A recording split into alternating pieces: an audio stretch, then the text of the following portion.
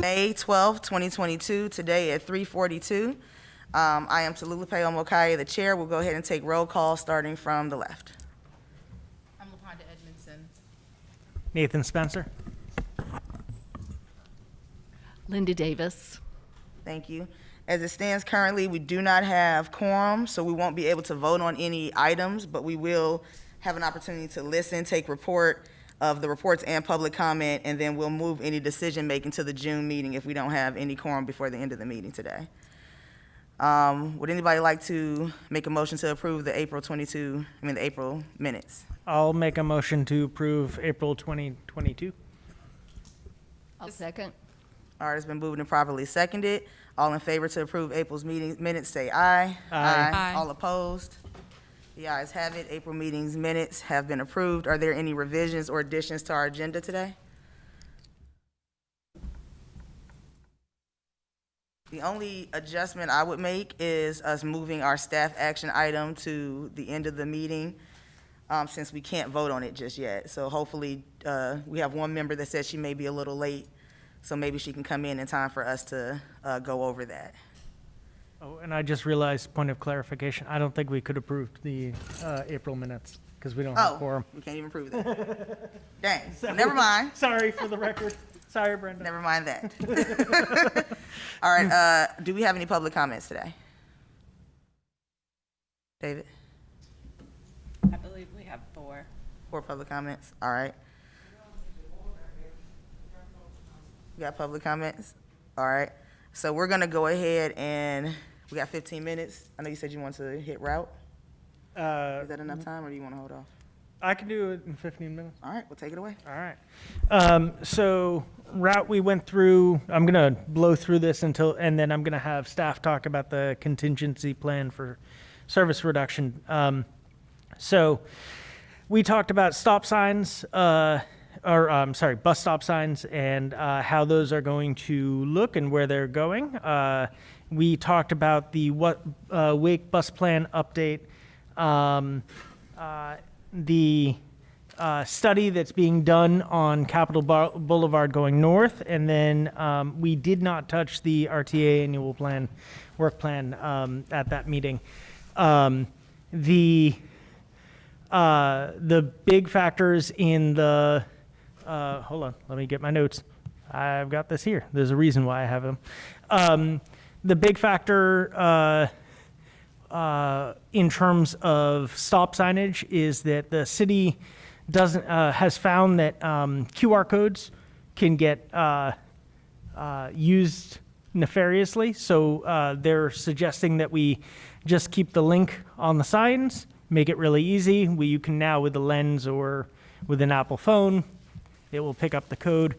In terms of the Wake bus plan, there's actually some new technology through Remix that allows us to actually see and comment directly on the map. Can staff send that out to the board, the link for that? And it's really useful. A couple things to note.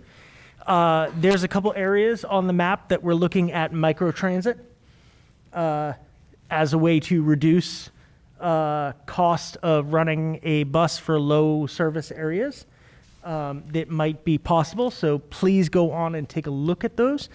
There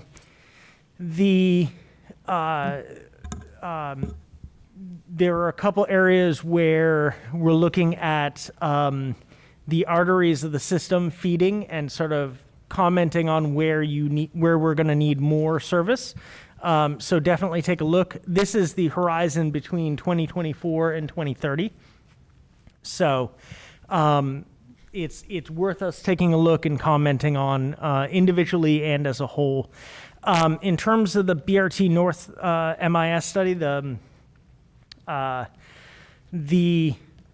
big takeaways are that HDR, who's doing the study, has a DBE group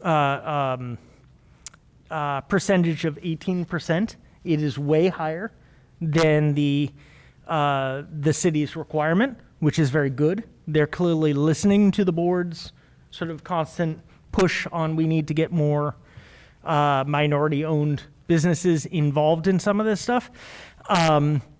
There's talk, we're looking at a connection to Wake Tech and North Hills within this this overall, and we're right at the beginning stages of all this. So right now they're just looking at, can we run a 40-foot bus through some of these streets?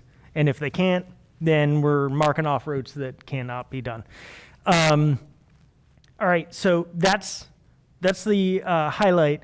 Staff contingency.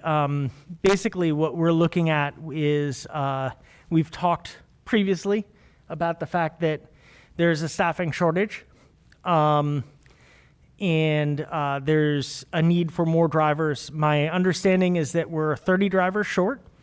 The staff has recommended 3 different options for us reducing frequency to provide, to get us to basically a balance of the need of zero more drivers, or just keeping where we are. Those options include, the one that they're suggesting includes about 8 to 10 routes that will go from 30-minute service to 1-hour service. I'd like staff, if they can, to pull up that slide so we can see it better. David, do you want to explain it? Because I'm speeding through it, so. Sure. David Walker, City of Raleigh.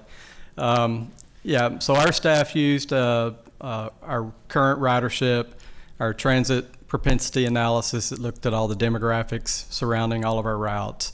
And let's see.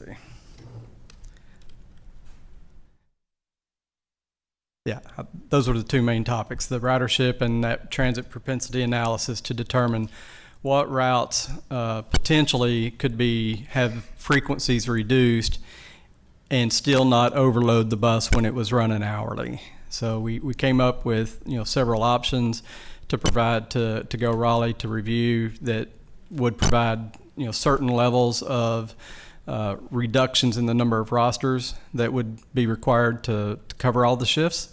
Option 2 is the one that is currently being considered, which would reduce frequencies on Glasscock, the number 8 Six Forks, the 23 and 24L crosstowns, 26, 27 in the northwest corridor, as well as 36. And then the R line, obviously, we haven't brought that back yet. So those would be the service that received some level of reduction in frequencies. The goal was to keep the span the same so that we didn't cut anybody off from being able to get to work or get home from work. We were just trying to reduce the frequencies to provide a little bit of relief for the Go Raleigh operators. Thank you for putting that up there. As you can see, it's a wide-ranging amount of routes. This is set up so that we have a savings of the need for drivers immediately. I know that there's a separate plan for the future. There's some talk about what we'll do if we have to continue to cut. But at this point, this is the solution that staff is presenting. There's, in my opinion, and I'm going to now veer off of specifically committee points, and this is something that we discussed at the committee, but in my opinion, we don't necessarily have a worker shortage as much as a pay shortage. And I think there's an ability, especially since it's budget season right now, to ask City Council to help us with that. I think starting operators at $16 an hour with the job that they currently do is not enough, and it's not going to attract enough drivers. I think that we can probably fix a lot of our problems by paying our new drivers, all our drivers, but paying new drivers more so that they have it now, and then I know that there's bumps that go up as they get seniority, but we need operators, and we're down 30. And if we don't find a solution, what we're basically talking about is expanding service with the Wake Transit Plan while reducing service on the other end, which A, looks not great for the city, and B, is just honestly not good management. So that's my point, my piece, and that is our route committee meeting. Are there any questions? I guess one question would be, and this is LaPonda Edmondson, around, so the short-term solution is to reduce the frequency of stops. But what is going to be that plan to get up to the 30 drivers that we have a need for? It seems like there's some early conversations, but I guess what's the timeline there for that? Yeah, I would also just reiterate that at this point, this is a contingency plan. So we do not have a pending cut or reduction in service at this time. However, if things do not improve, obviously that with just normal attrition rates of an organization of this size, then that could lead to that. Again, we are the only agency in the Triangle that has not had to reduce service levels in some way. But again, we want to be ready, and we want to do that responsibly if we have to. To answer the second question, I certainly can't speak wholly for TransDev, but I just knowing many of the activities that are going on regionally is just trying to expand that scope. I think every agency at some level is certainly looking and making sure that they are competitive, as we as a Triangle aren't just, you're not thinking about just transit in Raleigh or Durham or Go Triangle as our regional provider anymore. We have many service providers throughout the Triangle that use skilled professional drivers. And so that's certainly a consideration. But, whether that's, I know that Go Triangle has done some things with the community colleges and things of that nature, attending job fairs and just being much more active. But I don't think there's a silver bullet to that. I think it's going to be a multifaceted approach that's going to have to happen moving forward for sure. I have a question. What's our turnover rate for drivers? I do not know that off the top of my head. I can certainly bring that back to you. I can work with TransDev to find that number. Are there any other questions? I do know our driver shortage is something that we've kind of been dealing with. So I think us maybe some way finding out-the-box solutions to introduce new groups to careers in transit might really be our best solution. And I guess one other question, I know we talked about this previously too, was the retention and the courses, the training for getting new bus drivers. So I think was it 50% or it was some number about the retention of folks who are actually going through and completing the program in order to be able to become an operator? That would be basically how many individuals are actually making it through the progression of the training. We can find that as well with the turnover rate. Okay. Yes, we can certainly get that. And it might be good, as part of that, is to do some sort of follow-up, like for those who don't progress through the program, kind of figuring out some of the reasons why. Was it salary, or was it other factors that contributed to them not wanting to continue through with completing? Yeah, I would say one other, just to piggyback on that thought process, though, with the training aspect, I think that many agencies across the Triangle are looking at how they approach their training. Obviously, at one time, it was not easy, but certainly you could go out and find qualified individuals with pre-existing CDLs and things of that nature, commercial driver's license, that would apply. Or certainly in the environment we're in, it's more of a build from the ground up, or someone may have a clean driving record, but not a CDL, but they're a very good candidate now. So it's really just changing that mindset of who that potential audience is as well, to be a professional. So thank you. Also, to piggyback on that, are we doing any, for the drivers that are leaving, are we doing any exit surveying to figure out why they're leaving and things like that? I can find that out. Okay. Are there any other questions or comments? Okay. So we'll just go ahead and slide into public comment early. It's 3:58, so it's not too much early. So let's pause the authority meeting here and pick up with public comments. I know did you want me to do anything with time today, or are you going to manage that today? I'll manage the time. All right.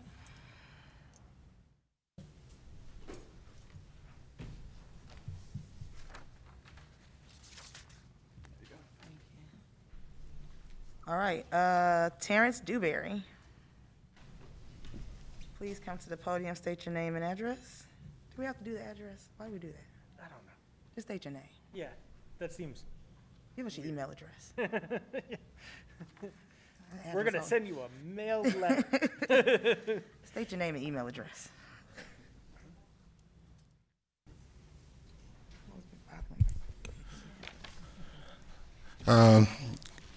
Good afternoon, Madam Chair and Board. My name is Terrence Dewberry. My email address is todewberry@aol.com. Thank you for having us this afternoon. Won't be before you long, but some of the things that was previously mentioned, we've already shared some data with the board in the report and the response to RTA 6 months ago about telling what our opinion was of how the system was losing drivers and will continue to lose drivers. So at that time, I think we put like 70 operators have been separated from the company in less than 6 months, costing about $5,000 per person to train. So it's in the report that has already been submitted. I think Mr. Eatman has that report if it wasn't shared with you all. There was a lot of details, and I hate to say we told you so, but we told you so. So if you want to say, well, why are we losing operators? Of course, we've got a pandemic, we got a competitive market, but there's some things we could have done better. There's some things we could done better. We can treat people better. First of all, we can treat them right. Keep to our word. Keep them safe. And if we can't keep them totally safe, make an effort to do so. Make an effort so that when I leave my house in the morning, I think that my management staff is looking out for me as well as I'm looking out for them. And that's not happening. This has been a challenging time for the last 2.5 years. We had to fight. We told you that we needed PPEs, we needed rear door boarding, and all the other things that you all eventually installed. We told you so from day one.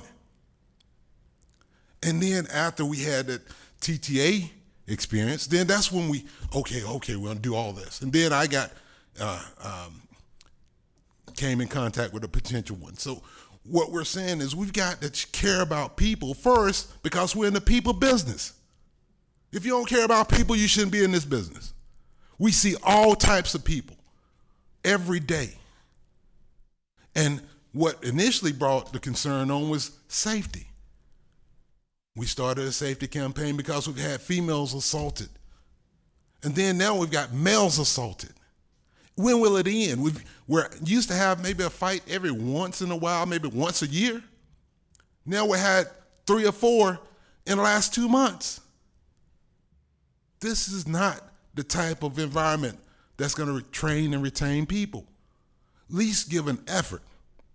Then, if we're talking about safety, keep your word. I woke up last night And I had a conversation with the management staff when an employee came in and said, you hadn't paid me my safety bonus. Okay. The response was, I'll pay you when I want to. I'm just saying, we did a survey. 97% of respondents said high turnover is a huge issue. So why are the turnover? From what I understand, we've got retirees, people been in the transit industry, retired from this company 28, 30 years. This was a place to be. Now everybody's looking at a way out. That's the problem. Thank you for my time. Thank you for your comments. Any feedback on what Mr. Dewberry is saying? No feedback at this time. We'll be able to follow up on any of the items there as addressed by the board, though, if there's anything particular you want to information on. I just want to note that we asked at a earlier route committee meeting, not this past one, when briefed by Transdev and Byron on accident records. Jen, Sarah, and I asked for also a report, quarterly report on incidents, not just, incidents that require RPD, but basically when operators are not feeling comfortable or feeling unsafe, so that we're tracking those and tracking where they're coming from and why. Because these testimonials are important, but we also need the data to be able to go back and say, this is how we're going to fix it. So we are waiting on that report from Transdev. I would like to say that it's just some of the research that I've been doing around this, because I've noticed on social media there's been a large campaign of operators and riders supporting operators to make sure that they stay safe. And I know that we sent out, we've been talking about these operator appreciation ads that we've been looking at to do, but I think that it's important for us to actually be doing something when it comes to appreciating our operators. And that's more than just saying it, it's making sure that we keep them safe. So some of what I've heard is that we've had 4 assaults in the last 2 to 3 years, that we have the passengers and operators are fighting. There was a fight in April on Route 19 that went viral because it was a 62-year-old operator fighting a 20-something-year-old rider. There's assaults and altercations at Crabtree in the last couple weekends. There are no radios on the bus, on the shuttles, in violation of rules. But if there's something happening on the bus or shuttle, the least we can do is make sure our operators have a way to let people know that it's happening and not have to have the police come out, and that's when we find out, before anything escalates or if an operator feels like something is going there. Because what we don't want, especially on our shuttles, they're smaller, more condensed buses, we don't want our operators there with volatile people. And especially if we have like older operators, I'm not gonna say women because I'm sure plenty of women operators can give the men on the bus them 2 pieces and a biscuit if they need to. But we don't want to put our operators in a position to where they have to do that. We had passengers exposing themselves to the female operators.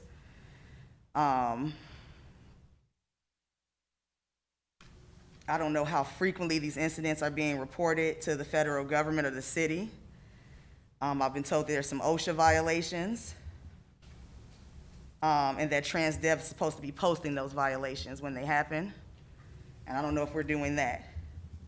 From this talking about high turnover and operators working overtime to make ends meet, fatigued operators are gonna be, this is an issue, this is a serious issue, but having fatigued operators driving the bus is a ticking time bomb waiting to happen. And I would also like to know what our safety plan is for our operators. So as this is happening, what's the plan to address this? Like, what's the plan to keep this from continuing to happen? How are we not just having a plan, but how are we executing a safety plan to make sure that our operators are safe? And while we're getting that from Transdev, because we have been asking for reports from Transdev multiple times about incidences, missed routes, things like that, but I also want to know about the safety plan. And I think the management company should have that. We've gone through COVID for the last 2 years. It's been volatile. We talked about that, especially having people on the buses once the fare became free, having people with mental health issues riding the bus, people that are homeless riding the bus so they can get out of the cold. Whereas even though our fares were low before, that low fare gave us a low barrier for other people getting on the bus that are just there to ride and stay safe, or stay warm or cool or something like that. Yeah, and I'm just wondering what we're doing about that. So that's my thought. Like, we have that's a lot going on. And before COVID hit, we were already in the process of dealing with issues with our operators and the management companies and them not feeling protected. And I think that COVID has exacerbated that, but I also think that with COVID came funds to address this. So I'm wondering personally how we're addressing this. I know we're gonna get a report from Byron Bryant at the end of this, since we've been asking for it. I'm sure he has one ready for us today. So is there anybody else on the public comment? We have Keisha Woodard. Please come up, state your name and your email address, please. And once we finish this public comment, we'll have Mr. Bryant come up to address it. Keisha Woodard. Email address is nicesmooth8@aol.com. First and foremost, I want to say thank you for listening to me and my coworkers. Safety should be the top priority. That's on any job. I have several emails that I sent out to Mr. Bryant about radios not being in shuttle cars, whether it's a car or a van. His impression and the impression that I got from the email was they really don't have to be in there. My cell phone is not to call dispatch or any other type management. What if you have an accident? Which they give us no particular way to take a route to relieve a driver. With all the construction going on here in Raleigh, which way do you go? Or if something happens while you taking a way that you haven't been instructed to, how are you supposed to contact somebody if there's no radio in the car? This radio system that they got, it ain't working for us. Because at one point in time, you can chime in on the radio and tell your driver, oh, I got an irate passenger, such and such, wearing such and such, don't pick him up. You can't do that now. Then you're limited with the radio, because if you're liked or you're their favorite, they'll answer the radio quick. If not, no, they're not answering the radio. I also spoke to Mr. Byron about remotes for the buses. He himself told me, oh, I had other operators talking about remotes. Remotes are for us that are on the bus to get inside the gate. Here recently, yeah, they have been leaving the gate open. They sure have, because he haven't got the remotes. Spoke to him many times, emails to prove it. Oh, I'm getting with maintenance to handle that. You got a whole fleet line of buses and you bringing in new buses. You ain't got no remotes on them. Really? So in other words, to put it, he lied. He lied to us. You walk through the halls, Mr. Bryant, he speak to us, but you lied to us. Why speak and lie? No confidence in this management, no loyalty, and no worthiness. April the 29th, I called Mr. Bryant on his personal phone at Go Raleigh in his office. Had an issue. Needed the issue to be resolved. And to this day, when I walk through dispatch, that person still don't acknowledge me, don't speak, don't do nothing, won't talk. I myself told Mr. Bryant, we need to go to the round table and find out what's the problem. If they got a problem, I need to know what I did. What's the problem? Let's do something. To this day, do you think Mr. Bryant have checked up with me, got back with me, told me anything about any type conference? None. No confidence, no loyalty, no worthiness. All I can say is it's a hot mess at Go Raleigh. A hot mess. You got drivers that really trying to change their career. As Mr. Spencer has said previous times before, where's this transit going? Y'all got big plans, but the plans are gonna go nowhere if you don't have drivers, if your drivers not being respected, if your drivers are being lied to. You can make all the big plans you want to, but it starts with your management team. You can't have good drivers and you got a messed up management team. Or if you liked or you my favorite, you can get whatever. It's not fair to us. We've been going back and forth about a safety bonus. You said you was gonna give it to us, give it to us. Why you playing these games? So you can have a fat check? Come on now. Then you wonder why you're missing routes. I had a passenger to get on my bus Monday, 22 State Street. I'm the 2 o'clock, 230 State Street. He was angry over the weekend. He said, ma'am, I'm gonna apologize to you. I know you have nothing to do with this because you don't drive this bus. I said, no, I'm Monday through Thursday. He said, but I waited out here for 2.5 hours. This is the weekend. He said, and this 22 State Street didn't show up. So he was cursing. So he was like, why don't they just know they short of drivers? Why don't they just cut some of the routes out? He said, and then I get off work at 7:30 at Rex. He did say Sunday. He said, I had to wait to 10:30 before a bus came. I said, sir, we trying to explain this. I said, but they ain't trying to hear us. I said, meet me at the city hall on Thursday and tell your story.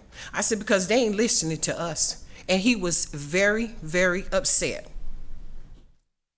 I thank you. Thank you.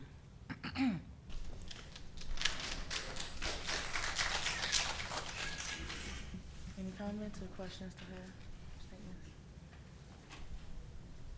All right. We're going to move on to the next public comment. Mr. Darrell Dry. Please come to the podium, give us your name and your email address.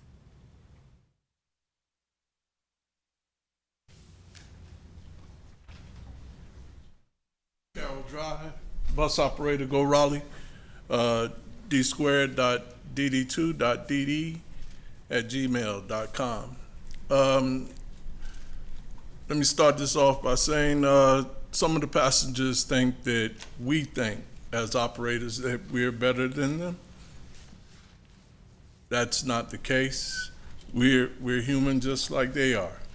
We have problems just like they do. My incident was at Walmart on the number 7 at a time point. And I had stopped and let all the passengers off. And this one passenger asked me, does he have time to smoke a cigarette? So I said, the doors are open. And he took that as rude. I'm getting off the bus, both doors are open, and he comes up behind me and says, what did you say? I said, both doors are open. And he slammed since he was behind me, I turned to face him. He slammed his coat down and chest bumped me enough that if I didn't have my mask on, he would have kissed me. He bumped me again, and it raised my alertness that I almost hit him then because he came at me aggressive. Then we waltzed around, he pushed me twice, and then he hit me twice. I took him to the ground, and I had him in MMA style, full guard. I could have seriously hurt this person, but something told me not to hit him.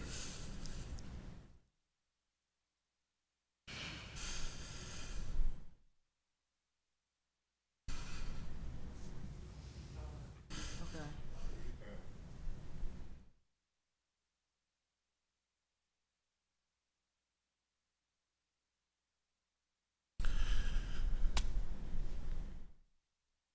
off of something that was perceived as rude. My safety. But I could have heard him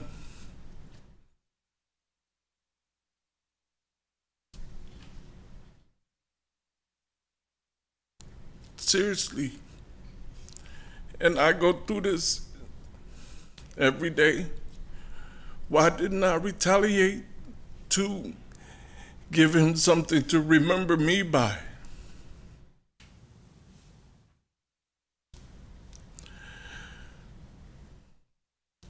People have said, okay, you turn the other cheek, and I appreciate that. But I wasn't rude. He's an adult. He didn't have to ask permission to get off the bus and smoke. I wasn't holding him hostage. Why did he feel he had to defend himself against me or become aggressive to me? I'm a jovial person, really. I laugh and joke with all my coworkers, some of the passengers. But in some instances, I've heard that we're being asked, passengers are being asked that, hey, if you see any driver misconduct, hey, give me a call. Come on now. We're here to serve the public, the community, as best we can. We like to get home to our families, just as we're serving other families. Thank you. Excuse me, sir, before you leave, have you been offered any mental health services from TransDev? I was given information. I made a couple of calls, just phone calls, but, you know, I had a couple of days off to reset, but it's still running through my mind what I could have done different. Although, yes, I subdued the guy, and along with the radios, I had to let him go in order to get back on the bus to contact dispatch. This is what happened. Call RPD or Garner Police. But the new radios are constricted because we don't want any other outside entities hearing what's going on with transit. But it still needs to be a little bit more open to that we can communicate in between buses and between dispatch and supervisors faster. I didn't realize that they just go direct. You're basically essentially alone out there without that. Yes. Okay. And you got away, and we have this, if you attack the bus driver, it's a misdemeanor or a high misdemeanor and a fine. Yeah. If he got away, how can we? And you're left carrying that. Yes. Yeah. I'm sorry that happened to you. Thank you.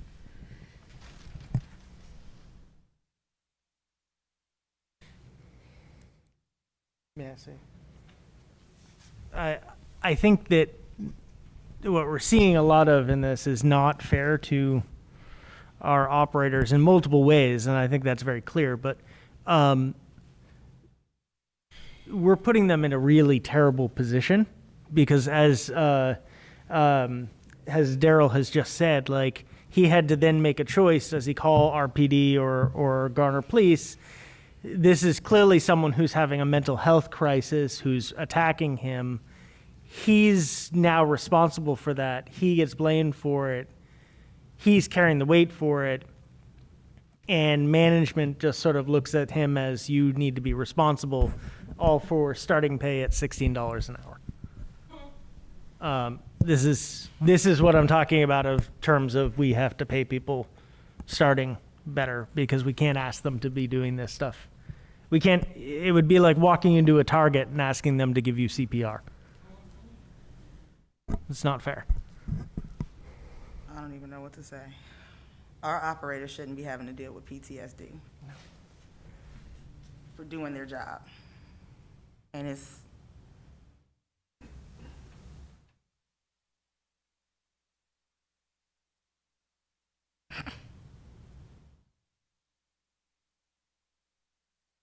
I'm tired of us meeting every month talking about the same thing over and over again. I'm tired of us asking for reports that we're not getting. I'm tired of us begging to make sure our operators are taken care of while we're talking about a New Bern Avenue corridor. Our priorities are off. We can create another bus route like the BRT, but who's gonna drive it? Who's gonna drive it? And I understand that we're in the process of trying to get another management company, but you all are currently the management company. So acting like you don't care about the operators is not an option. It's not an option. We're gonna go through these public comments, but Mr. Bryan, I'm gonna need you to come to the podium. And if every meeting, every month, you gotta come here and catch fire until something is done, then that's what we're gonna be doing. And I'm at the space where I don't really care who we make uncomfortable to get this done. Because what's the point of us being up here? Like, what's the point of us being up here talking about routes if we're gonna have what if the guy comes back with a knife? We don't have metal detectors on the buses. We lucky he was able to defend himself. What if he's somebody that can't? Then what do? We get sued, we got the money to cover it, and then what? And it happens again and again. What if it's a kid? What if it's a child on the bus, because kids ride free? It's not just the operators we're putting in danger, we're putting our other riders in danger. Like, this is becoming an overarching issue, and we've been talking about this for over 2 years now. And it's blowing my mind that it's like we talking in circles. And honestly, before I step down this chair from this,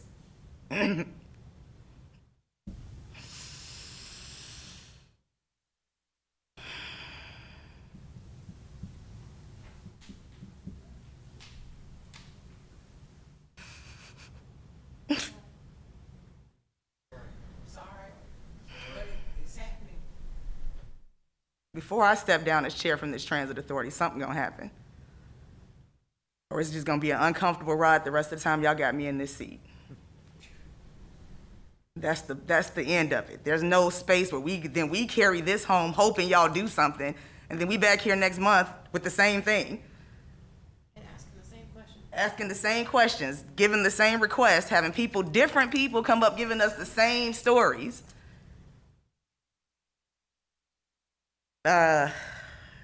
Is it Chanel Newell? Can you please come up and give us your name and your email address?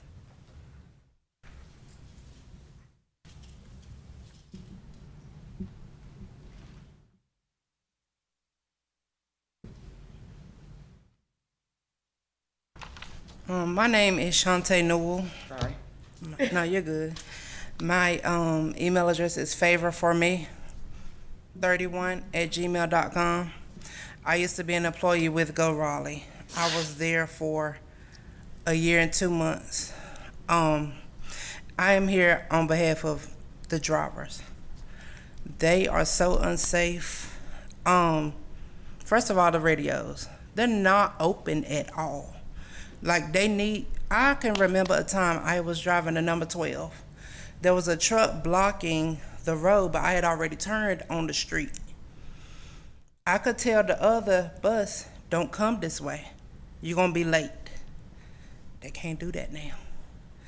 I had a guy on the number 15 cussing me out because I asked him, I said, sir, can you please lower your phone? As a matter of fact, I made an announcement on the bus. I said, excuse me, I don't mean any harm. I said, but can somebody please turn their phone down? I didn't know if it was music. I didn't know what was going on. The music kept going. They don't respect the drivers at all. It's a problem. So I asked again. The guy started cussing me out. Mother effer, what you talking about? My phone is ringing. How would I turn my phone down? sir, you can turn your phone down. So when we got down to the station, I actually called in at another stop. I got off the bus because I couldn't use the radio. I kept hitting it. It kept canceling. I'm not a favorite, that's fine. But I need help because this man is coming after me because his phone is ringing. And he's one of those, I call him a bus bunny. He likes to hang out with the supervisors and talk and do all that kind of stuff. So he's privileged. So it's an issue.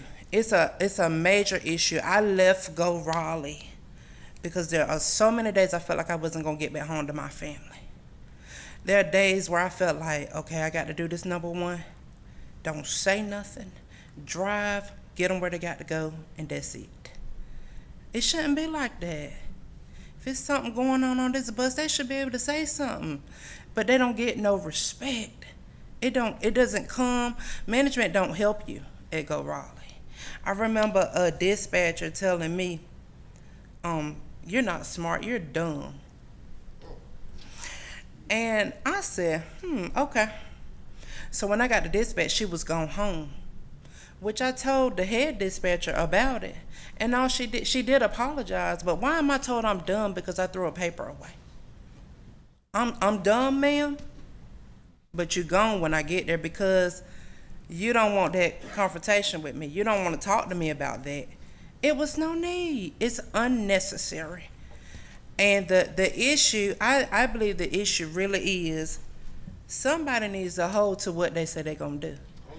If you put your hands on an operator, you need to be going to jail right then. You don't get a ticket to go home. Like it was mentioned earlier about the 62-year-old man. Y'all, if that was my daddy, I promise you, I would be done. I would be done because people sat there and recorded what was going on. Help him. This man done failed. And it stops your heart kind of like, what's Raleigh doing?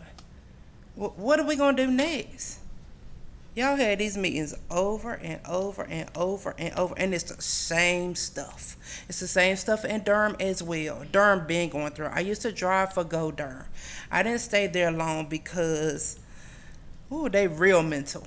Like really. I had a guy come and punch my fare box because he was upset because he was screaming from the back of the bus to the front of the bus. I said, sir, I cannot concentrate like that. You gotta stop screaming. I'm talking to the baby. I'm doing this and that. I don't care who you talking to. Because at that point, you're disturbing me. I can't watch the road because I'm watching you. To make sure you're not doing anything. You're not coming behind me. I'm a female. Sir, all I asked you to do was calm down a little bit. That's all I asked. So I'm here. I took off work to be here. I live way in Wilson. I'm here for them. I'll speak on them. I'll come to every meeting if I have to. I'll do what I have to do. I feel sorry for these drivers that come out every day and they do their job and they get nothing, no respect. We had to fight for a pandemic money, the little extra money for 78 cents. We had to argue and fuss about it. But we driving in a pandemic. Coronavirus, we got badgered by my HR lady, T. Simmons. She called me every day. She texts me every day. She texts me when I was at the doctor. I was not feeling well. I had every symptom of COVID. I was having diarrhea. And I was going back and forth. This lady texted me while I was at the doctor. I need a note. Why didn't you call me when you got your results back? Why they being harassed like that? For real? My doctor looked at me and said, can I check you out first? Can I see what's going on? And I ended up actually having the flu. I didn't have corona, but I had the flu. So by her calling me like that, it made me more agitated. I did not want to work for this company. And then you said something about, are we getting the exit surveys for why we leaving? No, not at all. I wasn't asked, well, why are you leaving the company, or what's going on, what happened? No. They don't give a flying flute whether all them drivers say, I'm gone. And guess what? If they decide that they don't want to drive for this company, Go Raleigh won't move because they make the city move. They make it move. They bring doctors and nurses and people back and forth to work. And the people riding for free. Like, you know what I'm saying? What more can you ask for? Y'all riding for free. They don't ask them to pay nothing at all. But yet they disrespect it. They fought on. Mr. Dry is one of my good friends from this company. I bamboozled him in transit when we were doing our training. He said, "Oh, you bamboozled me," but I know that he is a stand-up guy. We joke all the time and everything. There's no reason why nobody should have put their hands on him at all. But then they get fired for protecting themselves or because it's a preventable. A lot of things are not preventable if somebody putting their hands on you. I'm going to protect me. I don't know about y'all, and I thank y'all for listening to me today, but you come lay your hands on me, that's an automatic defense for me. He said the man hit him 2 times before he reacted. It's just an issue. I would love to see something get done to really help them. And my sister, I understand. I get it. I'm right there with you. I'm there. I'm going to see them through. I don't have to put up with it no more. I work from home. I'm good. I don't worry about none of that. But I care about these drivers. That's all I got to say. Thank y'all. Any comments? Just a question. I think we heard a theme around like the favoritism with responding to, I guess, calls or requests. So I didn't know if we had examples of that, or I guess how do we know that some drivers are being responded to and not others? They know your voice, and if you're liked, they will answer. If you're not their favorite, it's gonna be a while before they answer. You practically have to hit the panic button, and 911 is gonna display on your bus for somebody to answer your call. If you're liked, if you're the favorite. Again, we done went through this whole scenario. Favoritism, it started with that other general manager we had. We got the same thing going on now. Thank you. What happens if you press the panic button and nobody responds? Automatically somebody gonna respond then, but why you got to go through all of those channels? We need that open radio, and then you might be out way at Crabtree. Them radios ain't picking up at Crabtree. You got to keep hitting the button. Sometimes you hit the button, they don't get the call. I step off the bus, jump on my phone.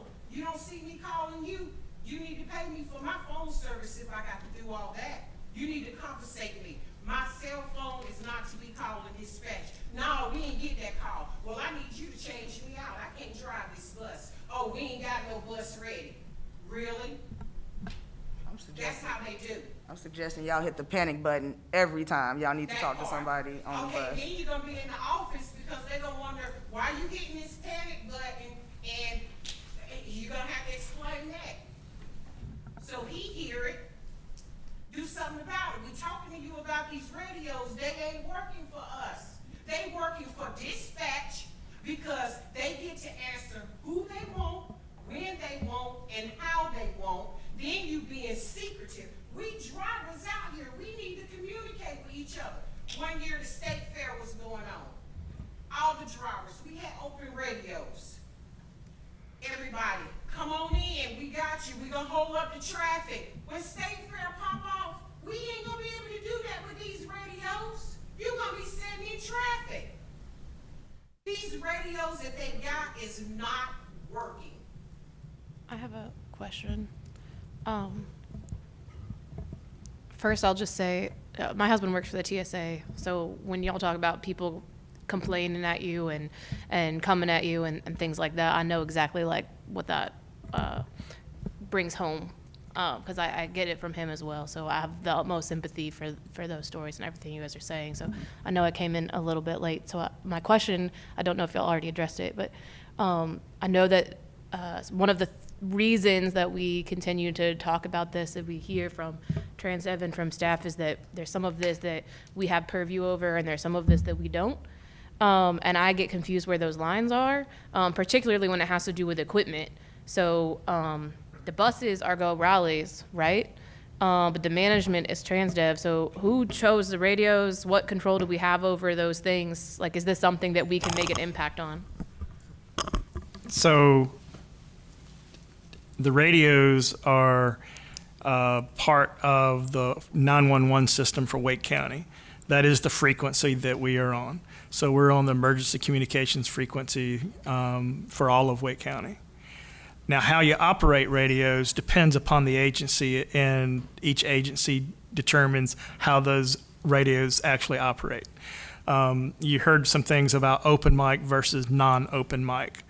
An open mic is generally, I've been with smaller transit agencies, and we had open mics where you maybe had 20 or 30 peak buses. And so when someone speaks, everybody hears. And that's an open mic system, because when anybody cues a mic, the whole system hears it. I'm not speaking for TransDev or management at this point. I'm just going on my prior experience. As I've been with agencies that got larger, you have to start thinking about the open mic versus a controlled mic. Under a controlled mic situation, when you cue, you go to dispatch, and dispatch relays the message to where you want it to go. Generally speaking, I know I'm oversimplifying that. But what that does prevent is 5 people from a larger system trying to queue up to speak at the same time, and everybody overlaps, and then you have lack of communication. So again, I know that that's a very simplified explanation. I'm not saying that one is better than the other. It just depends on the circumstance and how they're utilized.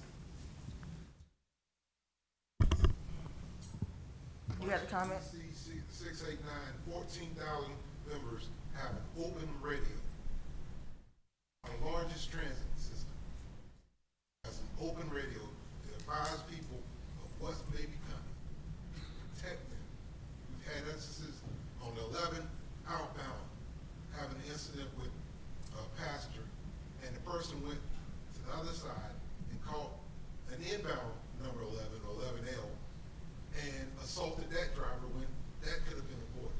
We want safety. So, Whether who's talking over, we want to be safe and be able to communicate. We are blind, and it's time to get better. so what? And we transporting the people around. I mean, again, if the buses don't move and you ain't got the drivers, you can't do nothing. So why not keep your drivers safe with an open radio? That should be top priority. If you train them right, you spend all this money in training, but you ain't training them properly on how to use the radio. But they did that radio system for that secretive stuff of their favorites and their likes to work. That's why those radios come in play. It didn't have nothing to do with people chiming in, because if you had an emergency, supervisor go to channel 2. You gotta hit dispatch. Dispatch gotta send you to the supervisor. Come on now. But you want us to drive the bus. You want us to move these people around. But you're talking about a BTR. If you can't get these little small, simple problems fixed, then when that BTR comes, it ain't even gonna work out on that 15. Thanks for that. What I heard you say, Mr. Eatman, is that it's not an equipment issue, it's a policy issue. Is that accurate? This is a result from my best of my knowledge, which I know very little about it, because this is the most that I've heard about it is today. Okay. But I would say that it does appear to be a policy, because before it was an open system, which was being referred to, and it has gone to more of a, I wouldn't call it a closed system, because I mean there's still a process for communication, but it is a more controlled process. And so, again, I can find out or work with Byron, and we can certainly take that to committee or whatever. We can certainly present pros and cons of each, and what may have been some of the drawbacks from the prior open mic system that would have resulted in a change. Certainly, if it's not broke, don't fix it.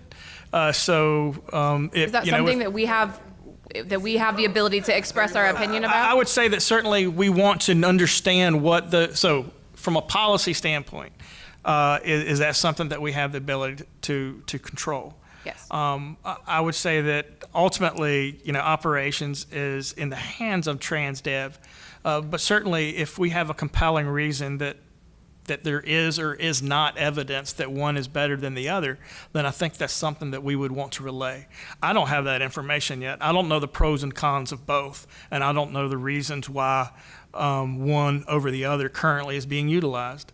But until I know that, I wouldn't be able to make a recommendation or at least ask whether that was something that a company was interested or would be able to implement. I'll defer Now, to you, everything. Madam Chair, but I feel like if there are things that we can get information from TransDev about and express an opinion about, then we need to be doing it. But I'll defer to you. No, I agree with that. I also think that I want to know how fast it can be switched over. Yeah, and like I say, we can I'm find not that talking out. about pros and cons. I'm Yep. saying, say we say yes, or that we do all the other stuff, and the answer is just how quickly can they be switched? Like I say, I can Find that out. that is something that we can bring to committee. I think I would make If I could, real quick, I just wanted to clarify my statement under policy. As certainly as we think about being an advisory body to Go Raleigh, even at the city of Raleigh with transit staff, there may be things that we ask and the company says, "Oh my goodness, no, that would raise risk," or risk is a good example, to a certain level that we can't do that. And so we have to respect that as well. But also there may be things that under certain circumstances that are just, that may be able to be changed. Again, we don't know that until we research it and find the pros and cons. And as Madam Chair, as you stated, also find out if it can be changed, then what's a timeline that would be feasible for that. Right, and then what, at some point of all of this happening, means that TransDev is in gross negligence of the operators. So we want to know that too. I would like that to be happening next month. Between now and next month, I would love to have route committee, policy and finance, whoever got to do it, if it's got to be a joint committee, figuring this out so we're not belaboring this. I would like for us to be voting on this in June at the authority. I would like for us to have all the information by then. I think that's enough time. I would like for us to have an opportunity to vote on what we're thinking needs to happen when it comes to the safety of our operators at the June meeting. And if the measure is that we move forward or we're pushing forward, I would like there to be a plan in place at the same time that we're figuring out pros and cons. Because to me, that's a part of the safety plan. So by next authority meeting, we should know what the safety plan is, and we should know whether or not we can do this and how quick we can do it. I mean, am I wrong about that? I feel like that's more than enough time, especially if we've been dealing with this for some time. I don't want this to keep going, so let's figure out what it is. We have one more public comment that we need to hear from Byron Bryant. Ms. Sharita, please. Please come to the mic and give us your name and your email address. For those that don't know, Sharita used to be an authority member. She served diligently for quite some time. We miss her and her input as an operator and just as an all-around person. Well, Sharita McCullers, my email address is only160reader@gmail.com. My biggest concern is the safety. We have a lot of females here working. When a man is starting to attack a woman, he don't care. And I just feel it's out of control, and I think something needs to be done before it hits here, like it did in Charlotte, where that bus driver on duty on the bus got killed, got shot. Something needs to be done, and it needs to be done now. So that's my concern. Thank you. That's it. All right. Byron Bryant?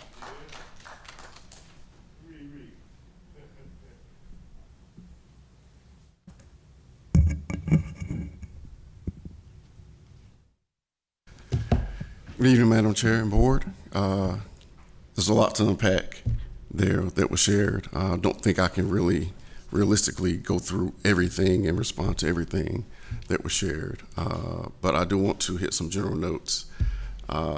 First off,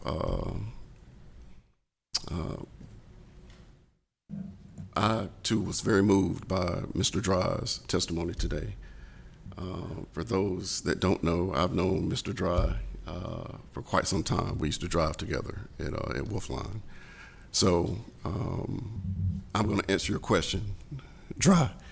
And the reason you didn't is because what Ms. Newell said. I don't know Ms. Newell, but she has the same sentiment as me. The reason you didn't do that, sir, is you are a good man, and you've always been a good man. So that is the reason you showed grace when a lot of folks would not have. So to address the general issue of safety with regard to our operators, I care about our operators. It's a difficult situation, and it's hard to wrap your hands around for any single organization or department or entity. What has been observed is what seems to be a increase in general violence amongst the public in society, so to speak. Unfortunately, that's where our operators spend their time working. As far as management tools and strategies, we do have the safety department developing a new de-escalation training program, as well as it doesn't sound like much, but a lot of what we share is the first step in keeping yourself safe is good customer service. So staying out of these situations as best you can, and that's not always possible, as Mr. Dry explained in his situation. But a lot of these situations could happen anywhere, in any circumstance. With regard to some of the specific issues brought up, the radio system, I think, was a lot of time spent on that. This is a controlled system versus an open system, and Mr. Eatman, despite his self-deprecating, did an excellent job kind of explaining the differences between the two. So there's not a show of favoritism because I think Ms. Woodard mentioned they hear your voice. What actually happens and the way the system works is the radio system is part of the overall CAD system that is on the bus, CAD being computer-aided dispatch. You press a button to request a talk, the dispatcher responds and addresses your issue, whether that be you're calling for a supervisor or essentially they open up the line for that operator to speak to the system. So when I say the system, everyone on the system can hear it. So at that point, I hear it. I think this issue came up a few months ago, so I started monitoring the radios to address the concerns that operators had. The supervisors can hear it, and Raleigh PD can hear it. And as Mr. Eatman mentioned, this is an open system with an emergency system, so anyone that kind of dials into that channel can actually hear it.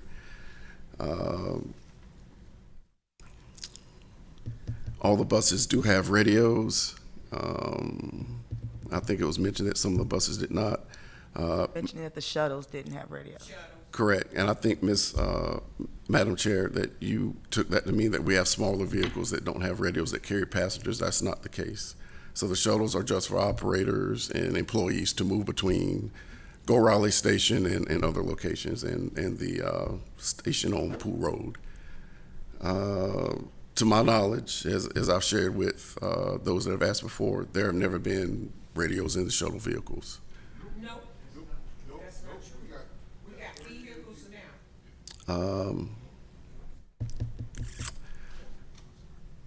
I think Ms. Newell mentioned her struggles with HR, that employees no longer with us, and exit interviews are conducted as of now, and we'll be sharing that information with you that you were interested in.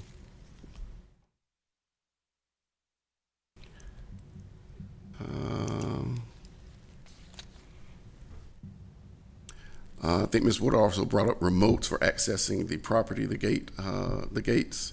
That has been a pain point. Like many things, there is manufacturing and supply chain issues. We are having trouble getting remotes in, but we are trying to maintain as many vehicles as possible with remotes. Currently, there's construction that's taking place at the facility, so as she mentioned, the gate is open more often than not during the day because of that. We are also working on an automated system, so there wouldn't be a requirement for remotes. A authorized vehicle, in this case for operators' buses, would automatically approach the gate and the gate would open automatically. I think those are the notes of specific things that are fine to address without getting to personnel matters. Was there anything specifically that you would like to hear from? How many accidents have the buses been in the last 2 to 3 months? I do not have that information immediately in front of me. That is something that we can Ballpark, 'cause share. as the director, you should have an idea. So give me a ballpark of how many accidents the buses have been in. In the last 2 months, I would say in the ballpark, we've had about 8 preventable accidents. In the last 2 months. The last 2 months. That's Accidents. preventable accidents. Preventable accidents. And that Accidents. information is in the report documents. Not incidents, accidents. Correct. Okay, accidents. How many incidents, assaults have been on the bus in the last 2 to 3 months? Reportable incidents, there have been 2 reportable incidents to OSHA. 2 reportable. Correct. What makes an incident reportable? The injury incurred in that situation. Okay. How many incidents total? In the last 3 months, there have been 3. Only 3 incidents, and of those 3 incidents, 2 were reportable Correct. in the last 3 months. Correct.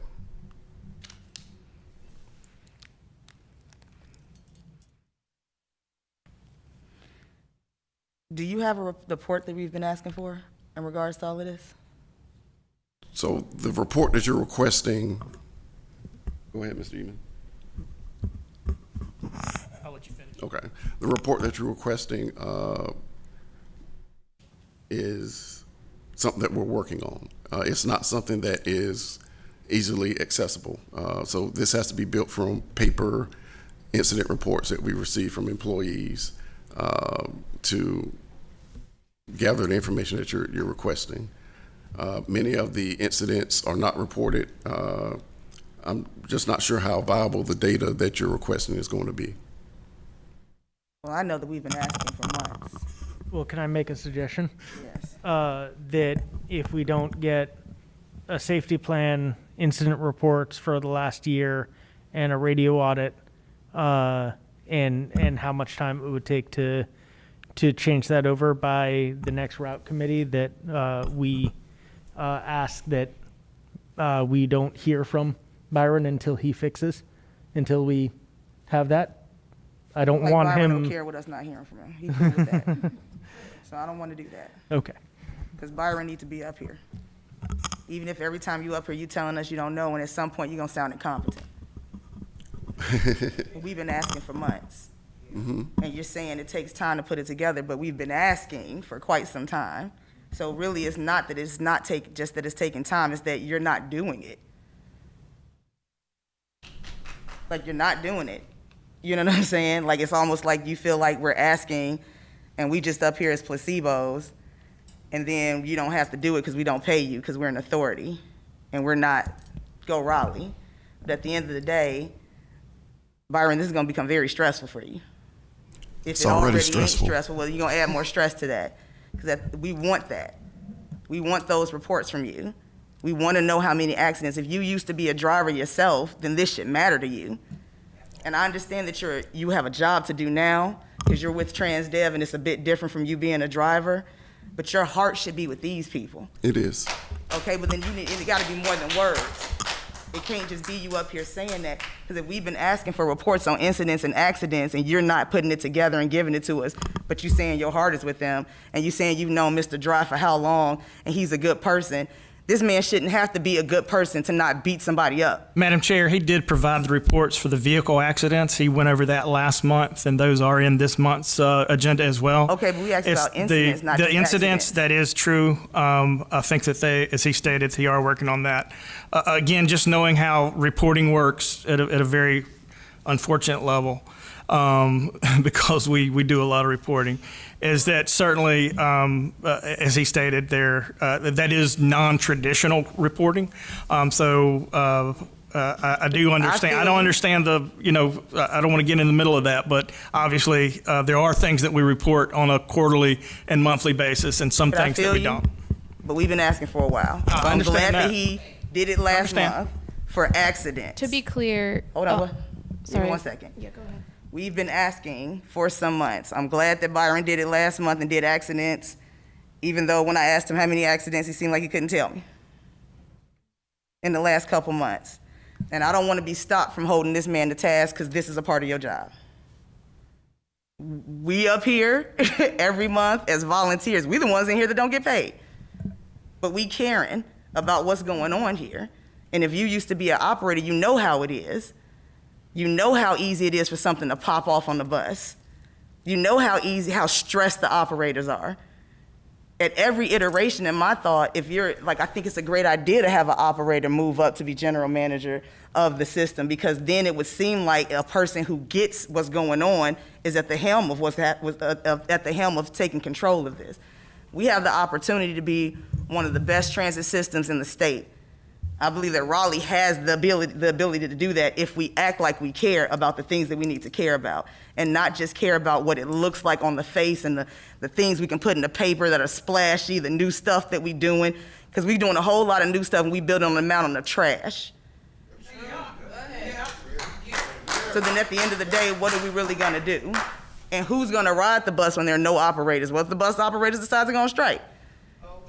Then what we gonna do? It's not just the low income of the homeless that's riding it, like Miss Chantel said. It's doctors, it's lawyers. That's what we want, right? We gentrifying Raleigh. We want the big money to ride the bus. Ain't that why we doing the BRT? If it ain't about ridership, it's about the experience now. Do you think lawyers and doctors want to ride the Go Raleigh bus if they might get attacked by a crazy person? They gotta make their way to the front of the bus to attack the operator and pass multiple people on the way there? And that's not just for you, it's for everybody at Go Raleigh who don't think this is a big enough issue to get on it right now, from the director all the way down. We've been talking about this for months, and we know there's favoritism, because before we went out on COVID, we saw people getting fired for standing up here talking. And I'm not saying this to signify for applause, and I appreciate that, but at the same time, I'm saying this because you need to hear this, and honestly, everybody up in here needs to hear this. Otherwise, we're wasting our time while we're having transit authority meetings. If we can't protect our operators, if we can't protect the riders, if all we doing is creating shiny new systems, then we're not gonna be able to move, and nobody's gonna want to get on. So why aren't we doing what we need to do? Give them their open radios. That makes sense. If something's happening, the person get off my bus, I want to know he coming. Thank you. If something's happening, I can't go down this street because it closed. There's supposed to be community. I want to know that so I can take another route for our riders, so they can get on the bus on time. They don't know what's going on. And if I can only communicate with people who want to talk to me, because as much as we don't have proof, we have enough of these people saying, and we have historical data to know that that's probable that that's happening.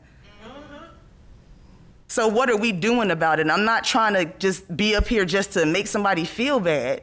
I'm not. I really care about this. We were just talking about how long we've been serving. I wouldn't be sitting here 6, 7 years if I didn't care. But at the end of this time, something's gonna happen. We're gonna walk away from this and saying we made this transit system better, and not just because we added stuff to it. Does anybody else have something to say? There's nothing to add. That's all. That's what we need. We need reports. We need care. We need to see. We need to see enough change that y'all don't have to keep coming and talk to us. You said it all.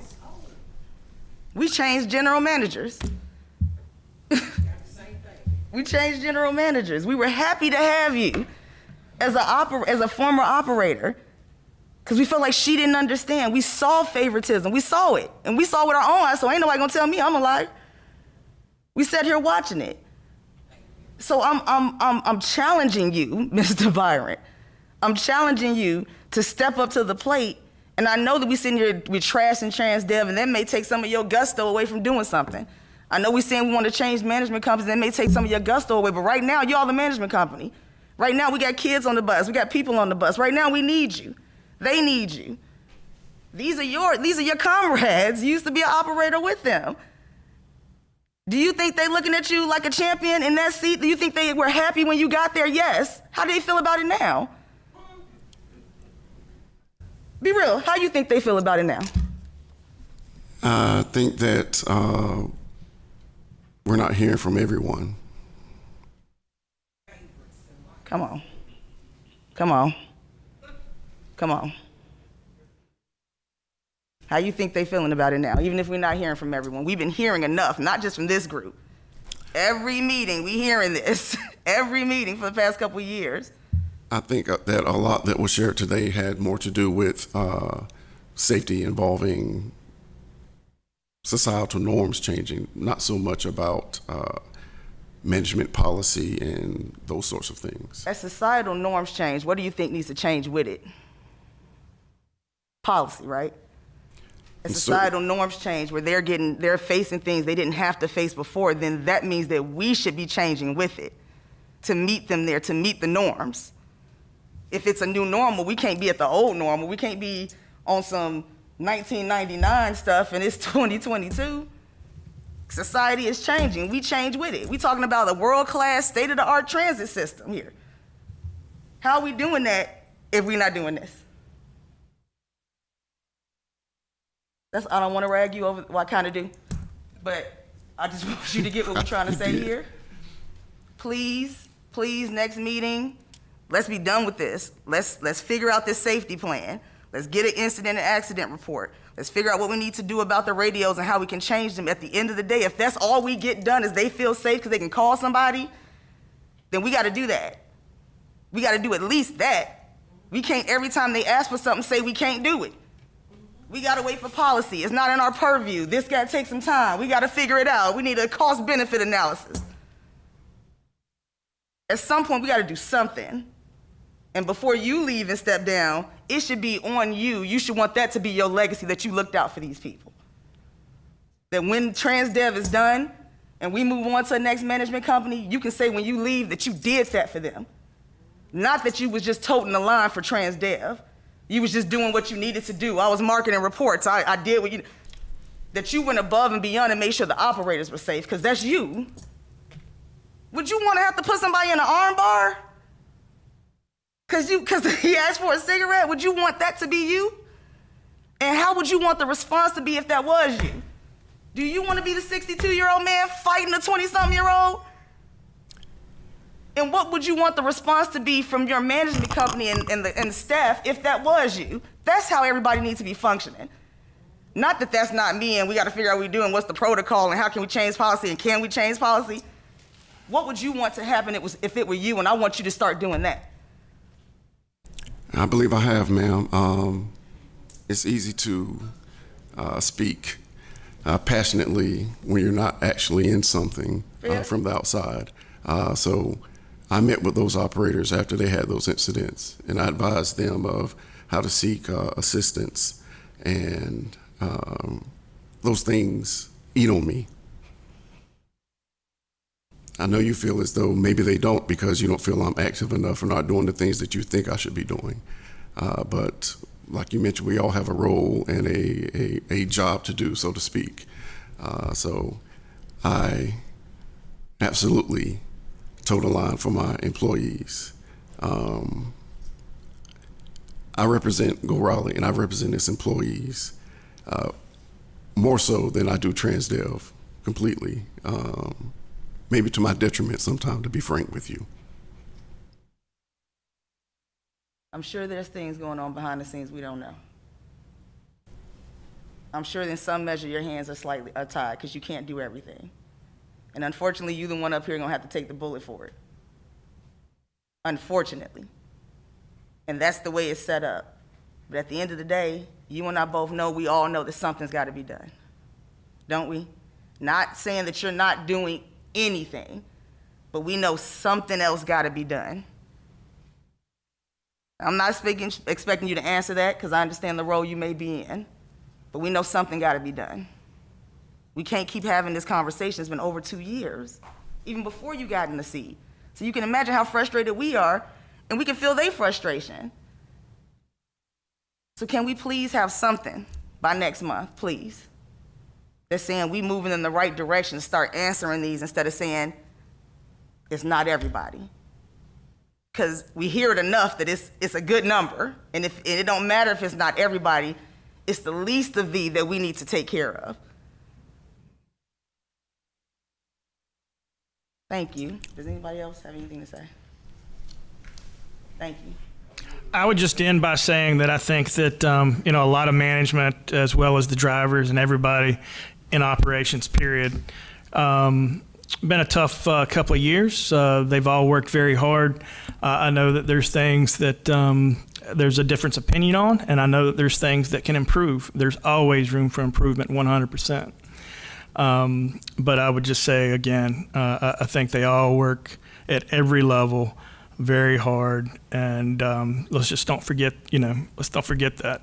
It's understandable. We also know that there's improvements that can be made. We have human error. We do agree. We do have human error, and it may not always be policy, it could be people, but we need to put something in place to make sure those people can't do that, if that's what we're doing. And I'll just add to that the understanding of the fact that humans are humans and humans make mistakes and they have to own up to them is why we are asking for reports and numbers. It's why we lean back on having policy and having these conversations, because we want to hear the stories and we want to understand the feeling and the impact that it has directly on each individual. But the reports and reporting incidents when they happen are the way that we can hold folks accountable when they're not towing the line that they should be towing. They're the tools that we have to measure it. And the reason that we're asking for reports is that they are an important piece of this understanding. So I would say that 100% we need the reports we've been asking for. We had this conversation at my very first meeting a year ago.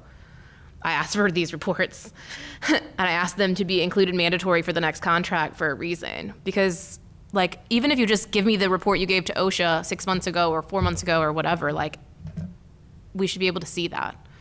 We should be able to look at the last 3 years and see what it's been and whether it's getting better or whether it's not.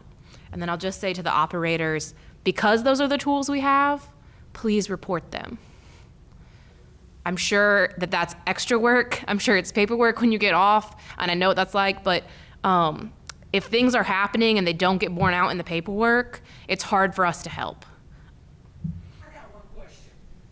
Sure. You asking for the paperwork, but management, you ask management to give it to you. When we do the paperwork, do y'all have something specific, since you've been asking for it for a while, that we can send it over to you guys ourselves so you can see what it looks like? Because obviously they're not. And this is why Tallulah Pay is mad. So we're looking for reports on the incidents that you guys have been talking about.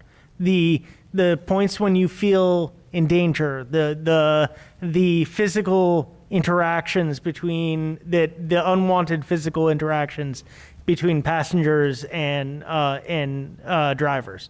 Those things will help us be able to make a change. Because Byron's not wrong. The society has gone through a change. Where we're wrong is going about it the same way as we used to try to fix it. Mm-hmm. We can't rely on calling the cops every time, because by the time the cops get there, that person's gone. We need to have a better system in place. I don't know if that's training that we're giving you and paying you for.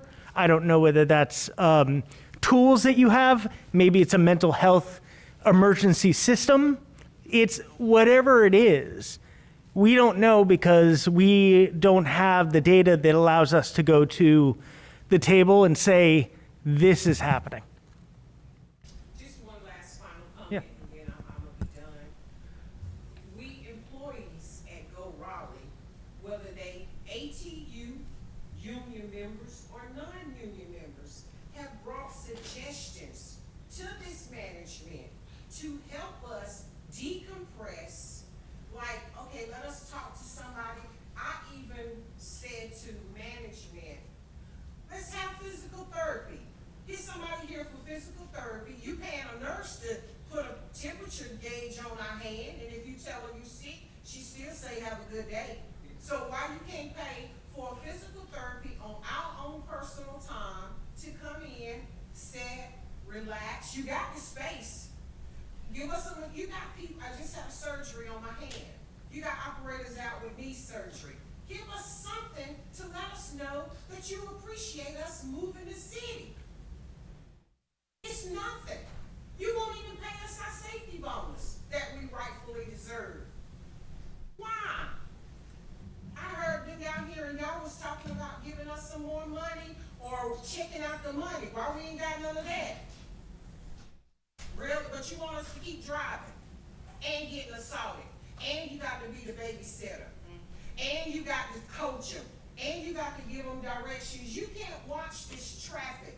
Both hands need to be on the wheel as bad as these roads is tore up. You need both hands on the wheel, then you got to give them directions. Then if you ignore them, the other management saying, if you got a problem, call us with this driver, da, da, da. How can you can't function all of this. It's stressful. I mean, it's totally stressful. I mean, like straight 100 stressful. Thank you. I think that's the last of our public comments. Are we gonna jump back into the the policy and finance? Yeah. Go ahead. If that's the last of public comments, we will resume the Raleigh Transit Authority meeting for the last committee report for policy and finance.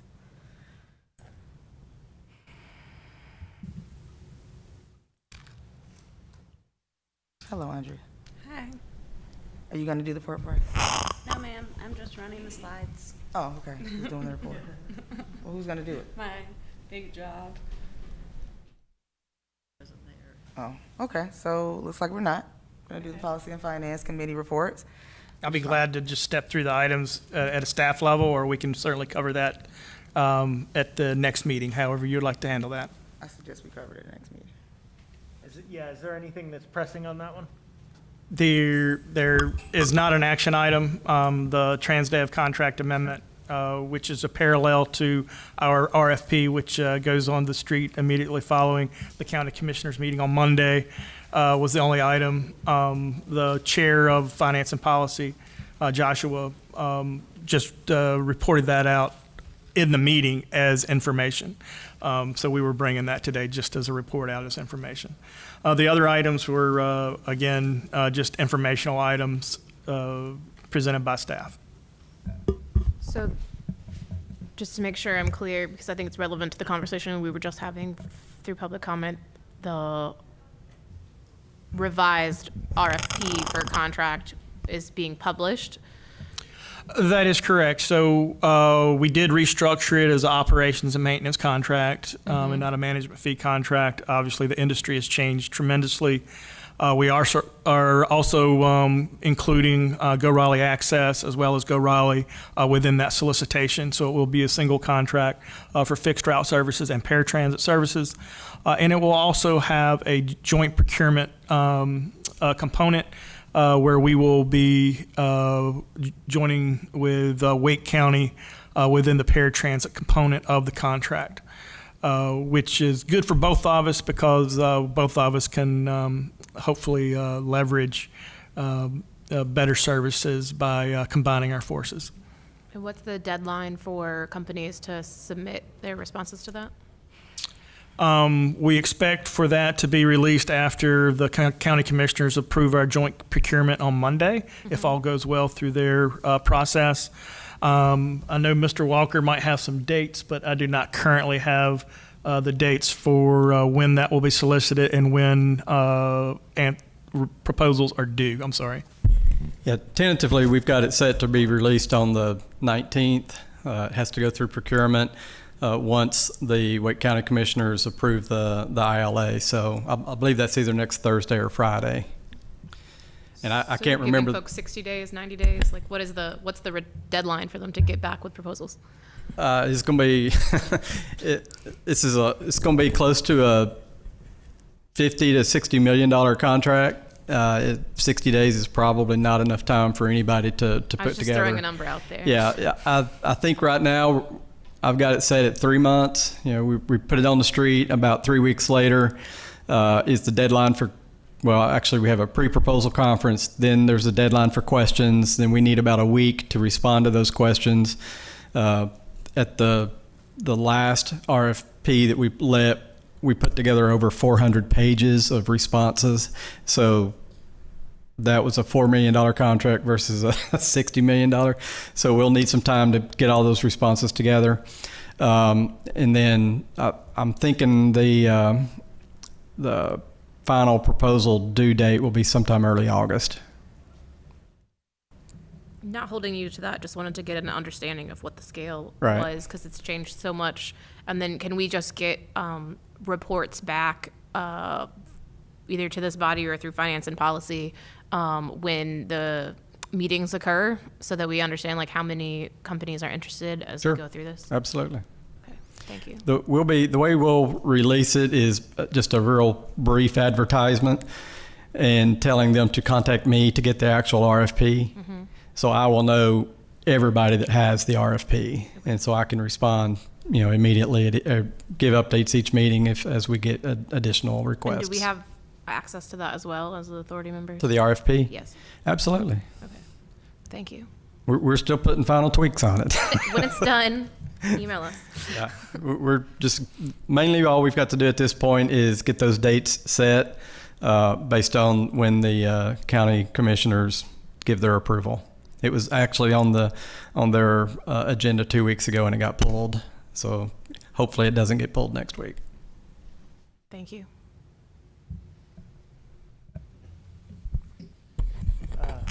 Do we want to talk about the memos as well? Sure, might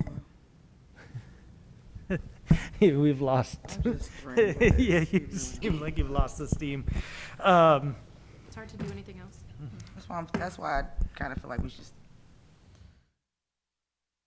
let what we've done be what we did, and let that be one of the last standing words, and we just do this so where the chair can follow through with it from the Policy and Finance Committee. That's my advice. Okay. We can definitely run through whatever you all think we need to run through. but, No, I think that we can offer, my thoughts are just as easily put in the email. So, Anybody else? Do y'all want to run through the rest of the stuff? I mean, we can. We're here for this. I just don't want, I don't want us to jump back to business as usual after that. I kind of think it's better for us to kind of leave this at what we asked for, and then come back next month with our, with the committees and things like that, especially since there's nothing we need to vote on. We have quorum at this point, so we can make a motion for that to be the case, if we want to. Or we can go through this. I'm down for whatever. You also need to approve the minutes again. Oh, yeah, right. Would anybody like to make a motion to approve the minutes from April 2022? I'll second again. Nobody made the motion. Oh, I'll make the motion. Oh, I'm sorry. I made the motion last time, sorry. It's been A moved and second. It's been moved and properly seconded. All in favor say aye. Aye. Aye. All opposed, nay. The ayes have it that the April meeting minutes are approved. Madam Chair, I think my only hesitation with not discussing the memos is the timeliness of the need to put budget recommendations to City Council before they make decisions. I agree with you. I don't think that we need to go through the meat of committee report outs, but I wonder if we The could take memo. time to discuss Let's the go. memos. Let's do that. Which memos? I don't see them on the agenda, so I guess They're that's a not on the question. Oh, then we will have to add Yeah, that to the agenda. they should have. We do have the comments that were put in. As far as comments go, it seems like one received comments and the other one did not. I'm trying to keep those apart, though. We had one which was regarding Fare Free, which was pretty straightforward. I think that one was free and clear. So we can go ahead and the body is welcome to send that letter at any time. Obviously, you can send that to the mayor and council office, as well as the other one. We can get that, and my apologies, I should have had that on there. We can take the two comments received and the one that was regarding the equity fund, which has now been named a particular fund and is a recommendation of the city's budget, but your memo still goes hand in hand with that recommendation. So I can certainly make those comments edits and get that out tomorrow. My only addition to that is that, and I love the edits that are in this from Linda and Jen. Excuse me, on the equity letter. My only other comment is that part of our point in all this was that waiting, the way that the equity fund was first described was transactionally funded by projects being done. While that's great long term, it is not going to do anything for BRT now, because it's going to take 10 years for that to build up to be useful in any way. So I would like to ask if there's a interest from this body that City Council prime that fund with funds before, as it so it gets going and it's funded to move forward. And I've just used the word fund like 5 times in a sentence, so I'm sorry. But like, it doesn't make any sense for it to be a good idea that gets used 10 years after BRT is completed. There is a presentation, my understanding, Tuesday at council on this item. And I do not know all the details, so would you like for us to, we can still make those edits. We can get that out again tomorrow. And if you wanted to wait until that meeting on Tuesday to find out exactly what types of baselines that they're talking about, it might allow you to either affirm or change from that point. But we will know more information on Tuesday. Madam Chair, given that information, I think I would like to hear your thoughts on, it's your name that signs to what we all think, but I would like to hear your thoughts on expressing an opinion so that the council has it while they're getting that presentation and making their comments, expressing our opinion to them about the importance of this before they get that presentation. I agree. Okay. Do we need to present prior to, when do they get the presentation? That would be on Tuesday's regular meeting. It's Tuesday. That is correct. So again, we can get the comments together tomorrow, get that out to the body, and then you would just need to appoint someone to send that to the council chambers. I say we do that. Who would like to be the one? I could be it, but I was just going to say, you I can- carry what that time is it? passionate voice. what time is the meeting that we would have to show up to? At this point, we have not scheduled a presence at the meeting. I'm assuming you could sign up under public comment potentially, but we have not scheduled a report and recommendation of the Transit Authority. I thought that we had originally agreed that these would be letters sent to council, so we would be sending these letters to the council, or the authority would be sending these letters to the council members and mayor. I think it's and then they meet Tuesday after next, right? They meet Tuesday of next week. Right, but I'm saying after that. That is correct, then 2 Tuesday weeks after later. next. I think that it's doable for us to send them something to read, and gives us time to possibly get on the council's agenda for the following meeting, so they're prepared for us. So if we can put the letter together and send it to council and work to get on the agenda so we can present it to council at their meeting, not this next one, but the meeting after. So you'd like to send it prior to next Tuesday, and then schedule a presence at the meeting, the following council meeting, under report and recommendation of Transit Authority. Yes. Okay? That works. All right. Anything else? Sorry, my energy is low. That took a lot out of me. Thank you. I appreciate, because I think that was timely too. That was it's just we're not gonna go back down that deep dark hole. We're gonna stay up here. All right. If there's nothing else, I want to thank everybody for being engaged, for being a part of this meeting, for your passion, both the authority members and the audience, for your participation, and for coming up to speak, and for just all that we do here. And it's not easy for us to keep transit going and make sure it's equitable, not just for the riders, but for the operators. But I appreciate everybody's passion and dedication to doing that on both sides of the aisle. And I'll call this meeting to order May